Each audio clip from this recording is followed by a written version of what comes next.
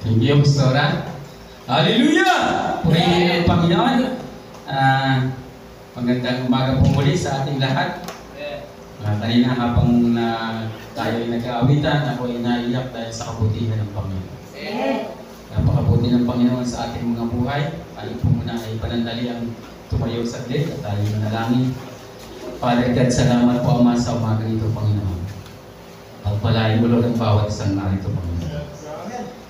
Lord, kung mayroon mang may nararamdaman, Panginoon, pagalingin mo Lord sa mga oras na ito. Salamat po Ama, bigyan mo kami ng pag-unawa, maunawaan namin ang iyong mga salita sa umaga nito, Panginoon. At ako Lord, bilang lingkod mo, tulungan mo ako, Panginoon, at maibahagi ayon lang sa iyong kalooban mo. Pagpalain mo Lord, paspasan ang iyong mga salita sa umaga nito, Panginoon. Salamat po Ama, pamdalangin sa pangalan ng Panginoong Jesus. Amen. Thank you, Holy Spirit. Purihin ang Panginoon.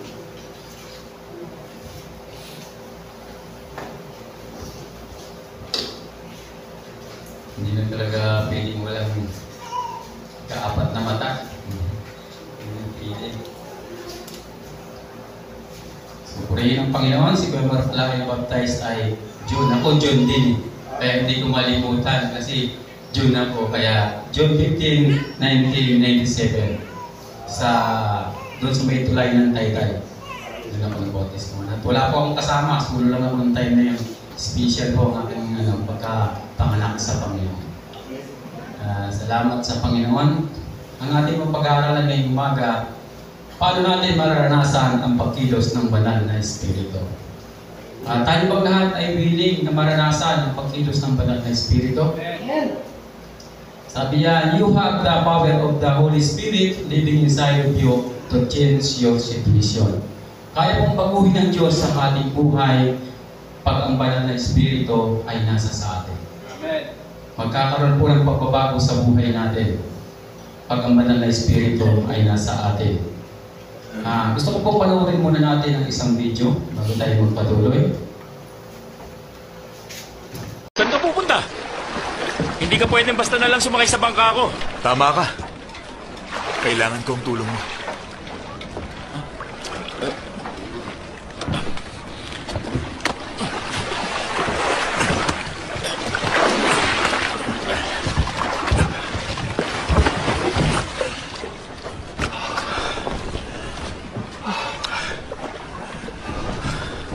Anong gagawin mo dito? Manghuli tayo ng isda. Wala tayong makikitang isda pag ganitong oras. Sa katunayan, kahit anong oras, wala na. Pedro, bigyan mo ako ng isang oras upang baguhin ang iyong buhay. Sinabi ko bang gusto kong magbago?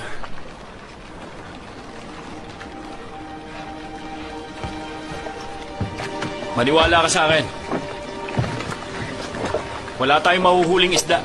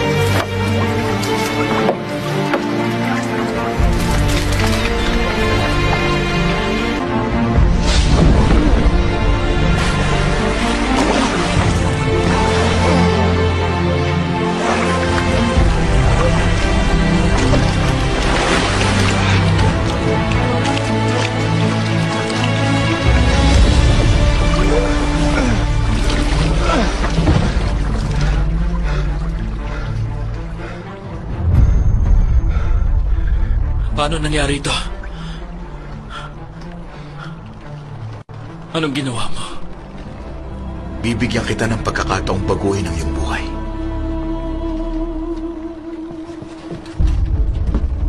Pedro, sumama ka sa akin. Talikdan mo ng panguhuli ng isda at gagawin kitang mamamalakaya ng mga tao. Anong gagawin natin? Babaguhin natin ang mundo.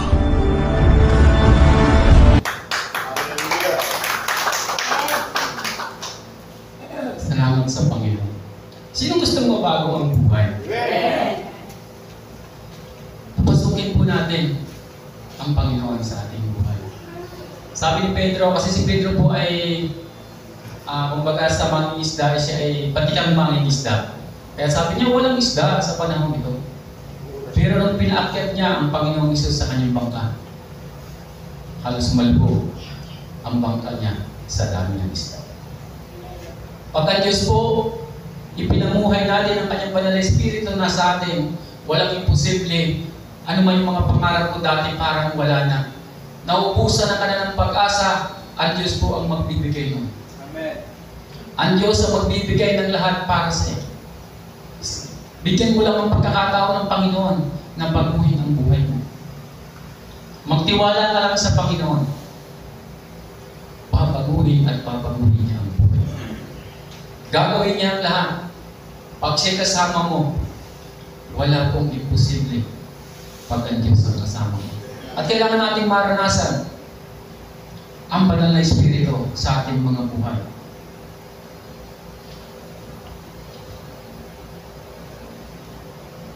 Kung minsan po, may ayaw si Lord, pero pag mayroong ayaw ang Panginoon, yan po ay isang good news sa ating buhay.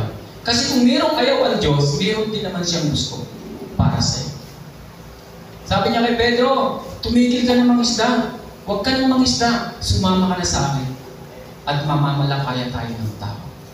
Kung mayroon ang Diyos sinasarang mga pintuan, mayroon din po siyang binubuksan na pinto, eksakto para sa iyo. At pinto na dapat mong daanan. Kaya huwag kang magalit o huwag kang magtampo kung mayroong mga pinto ang nagsasara. Yun ay hindi para sa iyo. Mayroong pinto para sa iyo na magbubukas na bigay ng Panginoon. Sa tingin mo'y wala ng pag-asa, magkakaroon ng pag-asa pag pinapasok mo ng Diyos sa buhay mo. Sabi ko nga, sa akin, parang wala akong pag-asa makapagpatapos ng mga anak. Dahil maliit naman ang aking kinikita. Pero, nagtiwala ako sa Panginoon. At patuloy na ginawa ng Panginoon yung plano niya sa aking pamilya. At nakapagtapos lahat ng aking mga. Salamat sa Panginoon. Sabi niya, maging intentional po tayo. Magtanong tayo sa Panginoon. Nagtanong na ba tayo sa Panginoon? Lord, ano ba yung susunod na hakbang na dapat kong gawin? Dapat po nagtatanong tayo sa Panginoon sa bawat gagawin natin. Kung ito ba ay naka-align doon sa gusto ng Diyos para maranasan natin ang kanyang presensya at ang banal na Espiritu ay manahan sa atin. Ito po'y dapat inaalagaan ang banal na Espiritu sa ating buhay. Kasi ito po'y pwede rin umalis. Nung umalis ang banal na Espiritu kay Haring Saul, siya po ay napahamak. At si David nung panahon na siya ay binigyan na pinaspasan na siya at nasa kanya ng Holy Spirit, patuloy siyang itinaas ng Panginoon. Sa kingdom po, kahit gusto mo, hindi ikaw ang masusunod.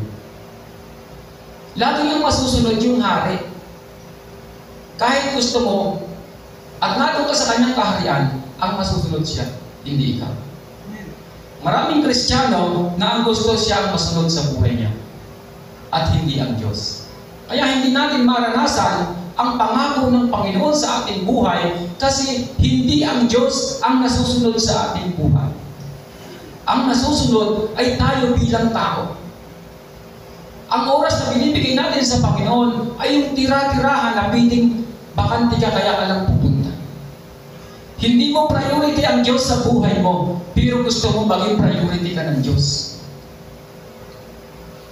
Hawak po natin ang pagpapala sa ating mga kamay. May isang tao may hawak na isang ibon at sabi ng isa, hulaan mo nga ito kung patay o buhay. Sabi niya, hindi ko yan mahulaan kasi pag sinabi kong buhay, pipisain mo. Pag buka, patay na. Pag sinabi kong patay, iluluwag mo at lilipad yung ibon. Hawak po natin sa ating mga kamay. Kung tatanggapin natin at ang Panginoon ang mabubuhay sa ating pagkatao at tayo po ay magkakaroon ng kasaganaan sa mundo nito at buhay na walang hanggan na ipinangako ng Diyos sa atin. Pero paano po ito mangyayari? Paano po magkakaroon ng banal na Espiritu at mananatili ito sa ating buhay? Ano ba yung dapat natin gawin? Ano ba yung counterpart natin na dapat natin ginagawa para ang banal na Espiritu ay manatili sa atin? At ito'y ating maalagaan. Ito ay ating magampanan, yung magawa lahat yung mga dapat natin ginagawa. Parang, di ba pag tayo ay nag-aalaga ng ating mga anak, pag silang yan, ang pinapakain natin, pag kulang yung gatas ng nanay, ay binibigyan natin ng gatas, inaaruga natin, pag umiiyak, inaalagaan natin. So ang banal na Espiritu, paano natin ito aalagaan, ang banal na Espiritu sa ating buhay? Sabi po sa Lucas 18 verse 29 to 30, ang sabi po dyan, sinabi sa kanila ni Jesus, tandaan ninyo, kapag iniwan ninyo man ang kanyang tahanan, asawa, mga kapatid, mga magulang o mga anak, alang-alang sa kaharian ng Diyos, tatanggap siya ng higit pa sa panahon ito. At sa panahong darating, tatanggap siya ng buhay na walang hanggan. Hindi po literal na iniwan natin ang ating mga magulang, mga kapatid, mga mahal sa buhay. Kundi ang gustong sabihin ng Panginoon, mas higit mong pahalagahan siya. Sinong nagbigay ng pamilya mo? Sinong nagbigay ng mga anak mo? Sinong nagbigay ng pagkain sa kanila? Sinong nagbigay ng buhay sa kanila? Ang Diyos po. Hindi sila natin pagmamayari. Pag sila ay pinagkatiwala natin sa Panginoon, mas higit silang maprotektahan ng Diyos kaysa sa atin. Kayang gawin ng Diyos, yan po ay talagang 100%. Kasi yung aking apo, si Prince, kalapit ko na, nung siya masugatan sa loob sa salamin, hindi ko man lang nagawang protektahan para hindi siya masugatan. Pero ang Diyos po, kaya niyang ilitay, protektahan ang iyong pamilya pag higit ang pagmamahal mo sa Diyos. Bakit po yun ang sinasabi ng Panginoon na unang hakbang natin gawin? Alam kasi ng Diyos, mahal natin ang ating pamilya. Likas sa atin na mapagmahal bilang tao sa ating pamilya. Pero ito po yung kung minsan, dahil sa ating pagmamahal natin sa ating pamilya, lahat ng gawain hindi mo na mapuntahan. Hindi mo na masunod ang kalooban ng Panginoon dahil inuuna mo ang iyong pamilya. Wala po namang masama unahin mo ang pamilya mo, pero bigyan mong priority ang Diyos. Iba yung priority mo, isa na importante. Importante ang pamilya, pero ang priority mo ang Diyos. Sa totoo lang, ang pamilya mo hindi mo makakasama habang panahon.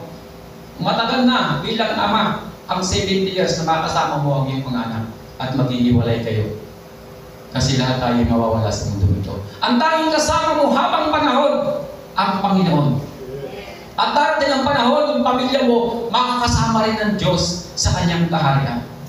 Kaya hindi natin pagmamayari, ibig ng ating buhay, ang ating pamilya, dapat lang natin silang protektahan, tulungan, pakainin lahat-lahat, pero dapat ang priority natin sa buhay, ang Diyos. Tandaan mo, ang banal na Espiritu mananatili sa iyong pagkatao. Tayo po ay mayroong tatlong bahaging ating katawan. Ang Espiritu, ang body, at ang soul natin. Ang gusto ng iyong kaluluwa, maglaba. Ang gusto ng Espiritu mo, magsimba. Nagtatalo sila. Magsisimba ako, maglalaba ako, magpapahinga ako. Nanalo yung kaluluwa, hindi ka nagsimba. Nandun ka sa labas. Pag nanalo yung Espiritu, lumakas yung Espiritu mo, nasa simbahan ka. Parang ganito. Sinasabi ng Espiritu, huwag kang kumain yan, kay bawal sa iyo yan. Sasabihin ng kaluluwa mo, paborito mo yan. Masarap yan, kainin mo yan. Pag nanalo yung kaluluwa mo, kakainin yun doon, papanig yung iyong katawan bilang tao. kakainin niya yon. Magkakaroon ka ng sakit. Pero kung natinig ka doon sa Holy Spirit, hindi mo yung kakainin, may ingatan yung iyong katawan. Kasi ito yung templo ng banal na Espiritu. Pag ito po'y mahina, sabi nga kay Mark kanina, pag ito ay marumi, ang kaluluwa po, lagi yan nakaside doon sa makamundong bagay. Kasi, pansinin mo, pag ang tao yung, kahit na sa usapan, hindi ka kasali, tinawag mo ang tatlo, hindi ka mag-usap tayo. Yung tayo na ng ano, usapan yun. Diba? Hindi ka naman talaga isasali doon kasi hindi ka lang kasali, pero gusto mo pa rin mapakinggan. Gusto mo pa rin magmaritis doon. Kasi yun yung kaluluwa mo. Habang gagawin mo yun, lumalakas siya. At yung body mo, papunta ron sa gusto mong kaluluwa mo. Pero kung narito ka, magpasa ka ng salita ng Panginoon, manalangin ka, dito siya bumapanig, lumalakas ang iyong espiritu at nagkakaroon ka ng connection sa Diyos. Pag tayo nagkaroon ng connection sa Panginoon, ang sabi nga ng Panginoon nung panahon sa Lucas, sabi sa Lucas, Panginoon, nung sila mag-ulat sa Panginoon, sabi niya, salamat dahil kahit ang mga demonyo ay aming napapasunod. Sabi ng Panginoon Isus, huwag kayong magsaya o matuwa dahil sumusunod sa inyo ang mga masasamang espiritu. Matuwa kayo dahil nakasulat ang inyong pangalan sa aklat ng buhay. Kasi dahil tayo narito, sintisin tayo ng langit. Yung ating hinihingi sa Panginoon, nakakarating sa atin. Kasi pag humingi tayo ron, humingi si narito ba yung pangalan niya? Ay, nandito po, Panginoon. Sige, ipadala mo sa Kanya yung Kanyang kahilingan. Ay, wala ka naman pala sa pila. Wala ka naman pala sa pangalan. Hindi ka tatanggap. Hindi ka tatanggap. Wala kang stamp. Wala dito ang pangalan mo, hindi naka-record. Pero kahit walang stamp, nandito ang pangalan niya, papalikin mo. Atin yan. Paano ka bibigyan? Wala nga ang pangalan mo ron eh. Hindi ka citizen ng langit. Hindi ka pakikinggan ng Diyos pag ikaw ay tumawag. Kasi wala ka dun eh. Sino ba yan? Hindi ko naman kilala yan. Bakit i-release mo yung pagpapalang yan? Hindi na mapakinggan ng Diyos ang iyong mga kahilingan. Bakit po maraming tao na tumanda na lang ako, bakit hindi naman pinakinggan ng Diyos ang aking dalangin? Kasi wala po yung communication natin sa Panginoon. Kulang po. Dapat palakasin natin ang ating espiritu. Palakasin natin ang banal na espiritu na siyang papanigan ng ating katawan. At tandaan ninyo, araw-araw kang manalangin. Araw-araw kang magbasa ng salita ng Panginoon. Ito yung pag-maintain ng banal na espiritu sa ating mga buhay. Dapat po ito ay ating ginagawa araw-araw. Kung tayo kumakain 3 times a day, may merienda pa, dapat ginagawa natin yun bilang anak ng Diyos. Tayo po ang citizen natin ay nasa langit. Hindi po tayo taga-mundo. Bagamat narito tayo, extension po tayo ng kaharian ng Diyos. Kaya ang dapat ginagawa natin ay yung kalooban ng Panginoon. Kaya sabi sa panalangin, mangyari nawa, Panginoon, ang kalooban mo dito sa lupa para nang sa langit. Yan po ay sa Ama namin, sa Matthew 6. Mababasa natin. Sabi ng Panginoon, mangyari nawa ang kalooban mo dito sa lupa. Yun ang itinuro niya para nang sa langit. Tayo po ay hindi taga rito. Kaya yung mga bagay na ibinibigay ng Diyos dito sa atin, gastusin mo lang dito sa mundo. Sabi nga ng Panginoon, dapat matalino kayo. Dahil matatalino ang taga-mundo, gumastos ng mga kayamanan sa lupang ito.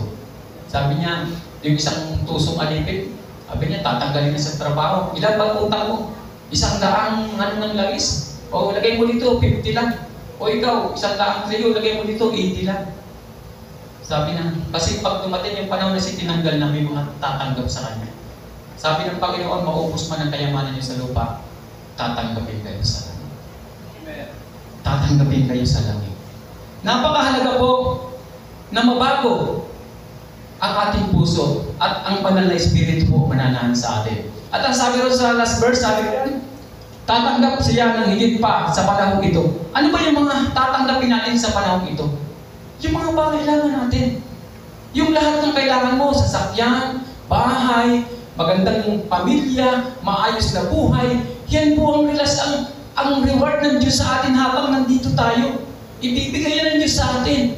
At ang sabi niya, yung pinaka-mimithi natin tatanggapin. At sa panahon, Darating, tatanggap siya ng buhay na walang hanggan. Yan na po yung walang hanggang buhay na ipinangako ng Diyos. Pero hindi sinabi ng Diyos na habang nandito kayo, mamalimos kayo. Wala pong ganon. Mararanasan nyo ang kasaganaan sa mundo ito na ibinigay ng Diyos.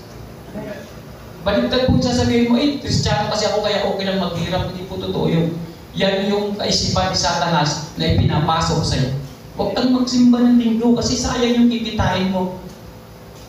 Kikita ka pa naman ng double pay. Sayang.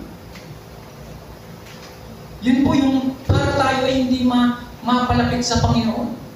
Tandaan ninyo, pumunta siya rito para magwasak. Sumira. Pero ang Diyos pumunta rito para sa mga taong nagmamahal sa Kanya. Ang sabi ko sa Roma 8:28, alam ko maraming taong may paboritong verse ito. Ang sabi diyan, alam natin sa lahat ng bagay ay gumagawa ang Diyos para sa mabuti kasama ang mga nagmamahal sa Kanya. Silang mga tinawag ayon sa Kanyang layunin. Sabi diyan, alam natin sa lahat ng bagay ay gumagawa ang Diyos para sa mabuti kasama ang mga nagmamahal sa Kanya. Sa mga nagmamahal lang po sa Kanya, sa mga hindi yan ginagawa ng Panginoon. Kaya huwag kang magtaka bakit hindi nangyayari sa akin, baka hindi ka nagmamahal sa Diyos. Baka naman yung tira-tirahang oras lang ang binibigay mo sa Panginoon. Sa mga nagmamahal lang po sa Kanya, mararanasan yung kasaganaan, yung pagbabago ng buhay mo, at yung totoong paglilingkod mo sa Panginoon, magagampanan mo, babaguhin at babaguhin ng Diyos ang buhay mo. Aayusin at aayusin ng Diyos ang buhay mo.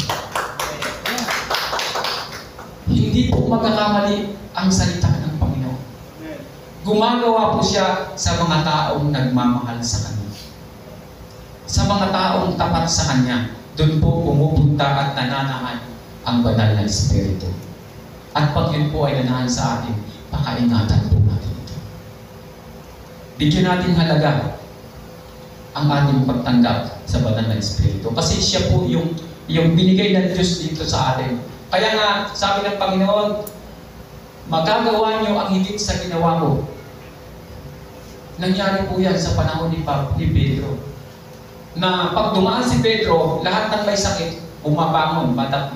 Kaya doon tayo ngayon, pag lumalakad si Pedro, yung mga may sakit nagtatakbuhan, dinadala ng mga para matampatan lang ng anino ni Pedro, gagaling babangon niya. Kasi nung panahon nandito ang Panginoong Hesus, halimbawa nandito siya sa puerto, ito lang ang sakop niya. Yung mga kasama niya dito.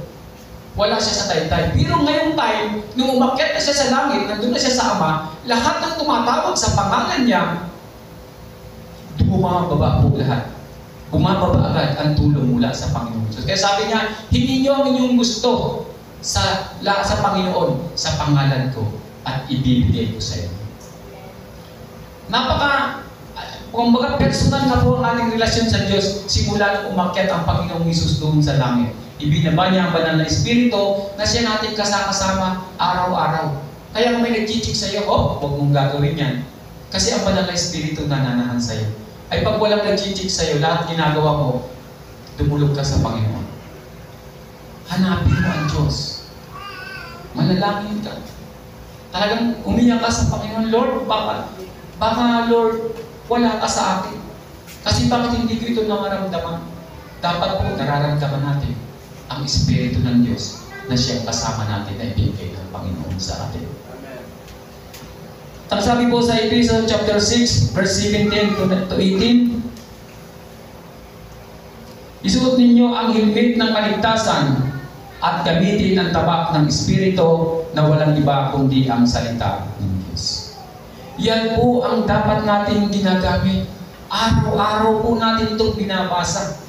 Ang sabi po sa Joshua 1:8, basahin mo ito araw-gabi at magaganap sa iyo ang kasaganaang hinahanap mo sa mundo ito. Nandito na po ang formula na dapat mong sundan para makamit mo ang tagumpay at biyayang pinangako ng Diyos. Sayang po yung pangako ng Diyos pag hindi natin ito nakamit. Sayang po ito. Ito po ay ibinigay na ng Panginoon sa atin. Kaya sabi diyan, isuot ninyo ang helmet ng kaligtasan at gamitin ang tabak ng Espiritu na walang iba kundi ang salita ng Diyos. Pag tayo po ay laging nagbabasa ng salita ng Panginoon, pag tayo ay laging nananalangin, kaya nga lagi kong ini-encourage sa bawat isa, sana po, o dapat po, lahat ng tahanan ng narito, nananambahan sa Bethel Church, meron po tayong pananalangin araw-araw. Napakaganda po pag yung ating mga anak ay maliliit pa, ikatin mo sila kada gabi. Anak, tutulog tayo sa Panginoon. Manalangin tayo. Magbabasa ka ng salita ng Diyos, kahit 2 verse, paliwanag mo sa mga anak mo. Anak, ito ang ibig sabihin ng Panginoon. Kaya na lamang ang pag-ibig ng Diyos sa sanlibutan, kaya binigay niya ang kanyang bugtong na anak. At kung sino man sumampalataya sa kanya, magkaroon ng buhay na walang hanggan. Hindi mapahamak, kundi magkaroon ng buhay na walang hanggan. Dapat tayo po sa ating tahanan, ipinaliliwanag natin sa ating mga anak habang sila'y maliliit pa. At tayo po'y nananalangin, tinuturuan natin sila para ang presensya ng Diyos, ang Espiritu ng Panginoon, nananahan doon sa inyong tahanan at napakasaya po ng pamumuhay ninyo sa inyong pamilya. Lalaki sila na ang salita ng Diyos ang kanilang kinalakihan at mababago at mababago at mababago ang buhay nila. Kasi po pag hindi natin sila tinuruan, pag sila po'y lumabas ng tahanan, ang dadali nila yung katuruan sa labas, ipapasok sa tahanan ninyo at ang mangyayari, kayo ay mapapasok ng gawa ng kaaway. Kasi ang matututunan nila sa labas, yun ang dadali nila. Pero pag sila'y natuto sa tahanan, yun ang dadali nila at ibabahagi sa labas. Tayo po ang makaka-impluensya sa mundong ito. Diba, sabi nga ng Panginoon, Pedro, iwanan mo na ang pangingisda at sumama ka sa amin. Sabi ni Pedro, anong gagawin natin? Papagawin natin. Kaya po natin sumama sa gustong ipagawa ng Panginoon.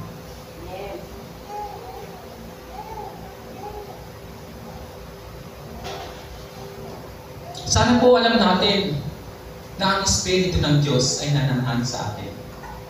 Ingatan po natin dahil ito ang templo ng banal na Espiritu. Hindi po yan gugutumin ng Diyos. Tandaan ninyo, hindi po gugutumin ng Panginoon yan pag namuhay ka ng tama. At ang sabi po ng Matthew 26, verse 41, magbantay kayo at manalangin upang huwag kayong madaig ng tukso. Ang Espiritu ay nakahanda, ngunit ang laman ay mahina. Lagi pong malakas ang Espiritu.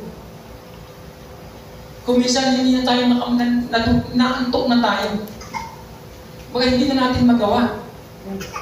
Hindi na tayo makapagbasa ng salita ng Panginoon. Kasi inaantok tayo.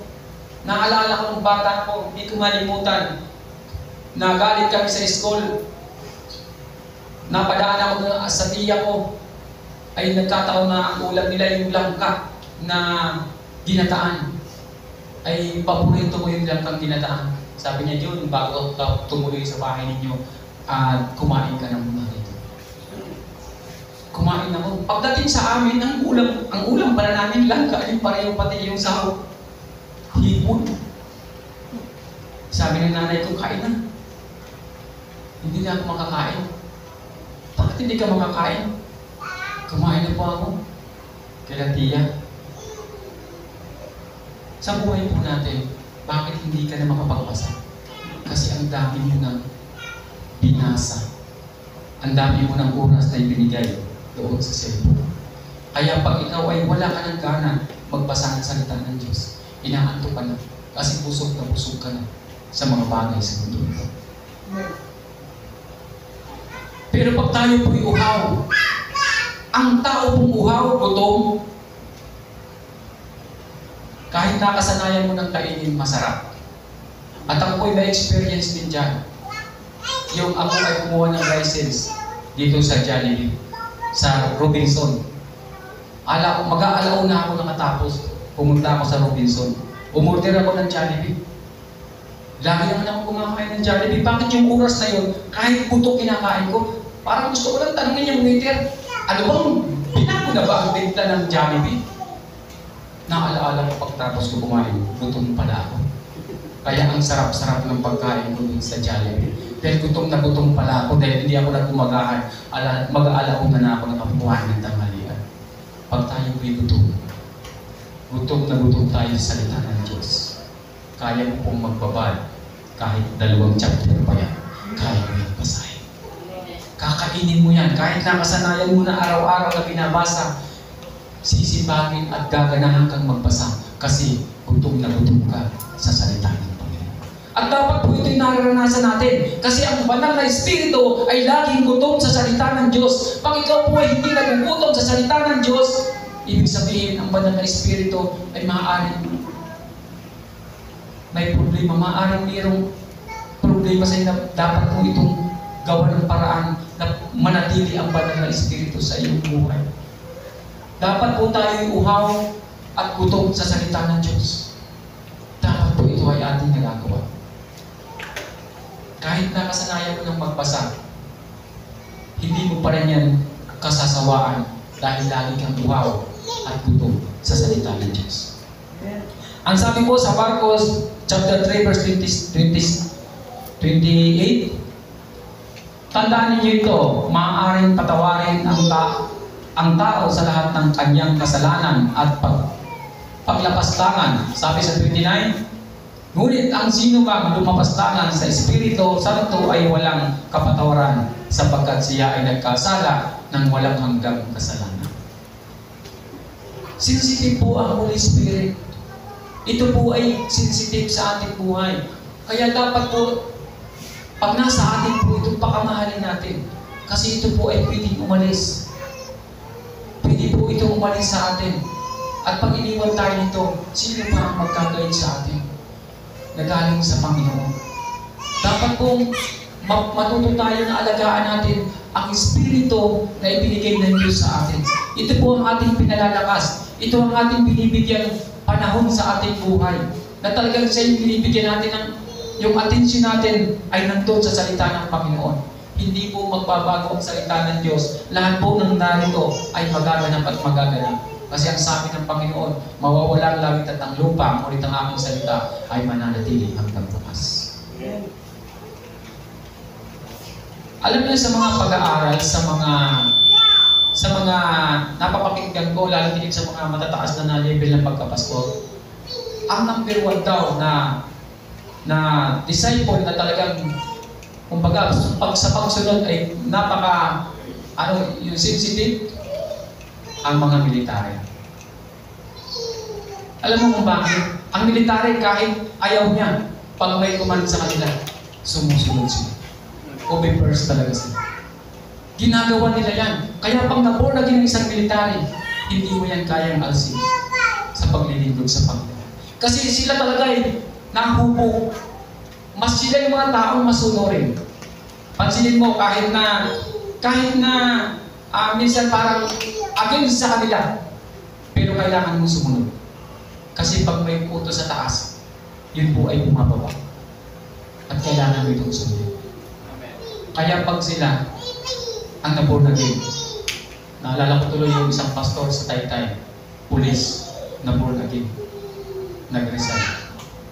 Full time ngayon sa kanyang ministry bilang pastor. Tayo po gusto ng Panginoon, maging masunurin tayo para po ang banal na Espiritu ay siya'y manatili sa ating mga buhay. Bigyan po natin ng halaga ang salita ng Diyos. Last verse na po ito.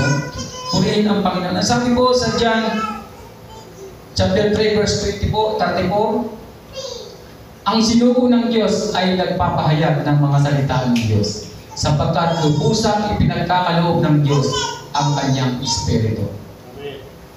Ano ba ang lagi mong napabanggit? Ano ba ang iyong ginagawa? Kaya kasi Kuya Mar ngayon, meron siyang issue sa kanyang pamilya. Ang hirap naman, nasa langit ka, pag feeling mo, wala ka man lang kapamilya kahit isa. Nasaan na sila? Bakit kaya ako lang alam dito? Ipang-hirap naman nun.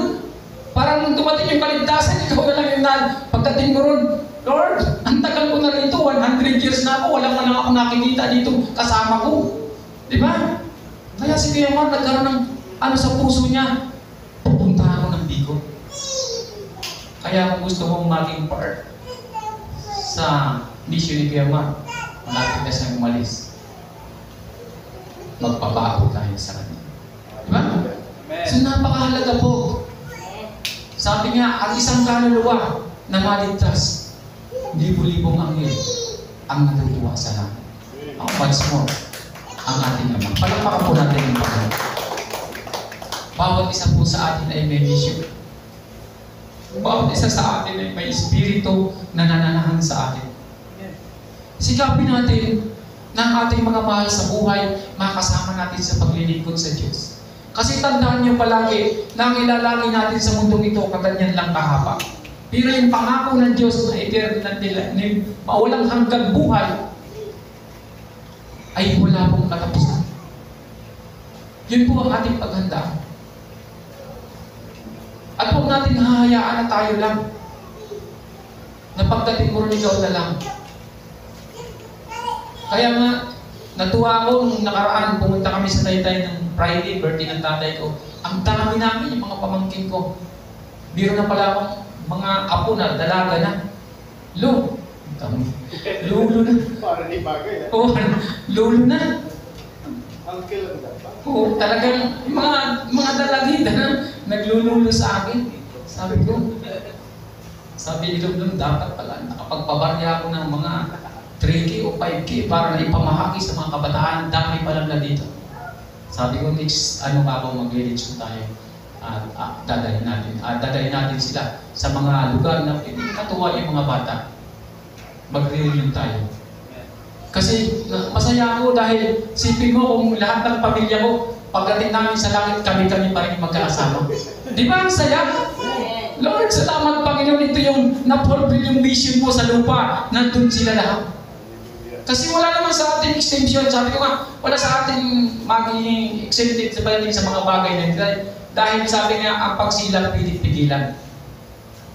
Pero ang kamatayan po hindi. Amen. Masaya tayo na ang buong pamilya natin pagdating ng takdang panahon. Tumagal ka man sa mundo ito ng 100 years o kahit pa 300 years. Napaka-iksi pa rin. Kisa sa pangako ng Panginoon na eternal life na ibinigay sa atin. Kaya yung ating mga, sabi nga ni Tutoy, pupuntahan na niya yung kuya niya. Amen. Hinihintay ko lang magsabi na, Pastor, ipag-drive mo ako, puntahan natin. Bukas na, tagali na. Stick. Talagang, yan po ang ating mission. Sana sa mga susunod na taon sa ating anniversary, ay narito na inyong mga mahal sa buhay. Kasama na natin. Na pagdating ng panahon, tayo ang magkakasama. Kaya nga nung tinanong ang Panginoon, sabi ng mga alagad niya, Guro, ang iyong kapatid at ang magulang mo at kapatid nasa labas, gusto kanyang makausap. Tinignan niya yung kanyang mga alagad. Ito ang aking ina at mga kapatid. Itong sumusunod sa kalooban ng Panginoon. Kasi kahit tayo magkakapatid sa laman, darating ang panahon kung hindi mo siya makakasama, hindi mo rin siya kasama doon. Kaya nga napakahalaga. Kaya ako'y masaya sa buhay ko sa paglilingkod sa Panginoon. Dahil lahat kami, pati ang aking mga manuga, kasama kong naglilingkod sa Diyos. Kaya lagi kong idinudulog at tapat kong bound, Lord, lahat sila masaya. Makasama namin sa paglilingkod sa Panginoon. Kaya sa susunod na taon, up and down ng ating church, pinigay ng Panginoon, at makakakita tayo ng magandang aircon, may sarili tayong dito, laktakan natin ang Panginoon. Mag-brand out, hindi tayo mahihirapan. Bibili tayo ng van para susundo sa mga malalayong area. Meron tayong driver dyan, si Atan. Kasi tatakbo na tayo sa mga bayan-bayan para manalangin. Manampalataya po tayo sa Panginoon. Ibibigay po ng Diyos. Wala pong imposible sa Panginoon. Salamat sa kanyang mga salita sa umaga. Patuloy po tayong magtiwala sa Diyos at ang banal na Espiritu ng Panginoon ay pinigay sa atin. Alagaan po natin ito. Bigyan po natin ng pansin.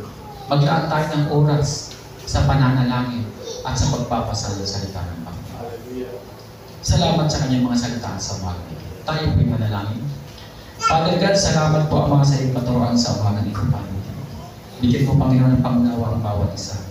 At ang Espiritu, Panginoon, na sa'yo nananahan sa amin, dalangin ko ang mga ito'y manatili, Panginoon. At ito po'y aming maalagaan, Panginoon.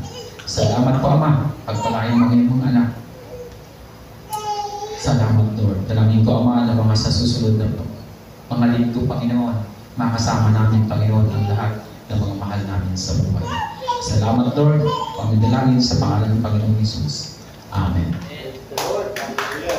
Purihin ang Panginoon.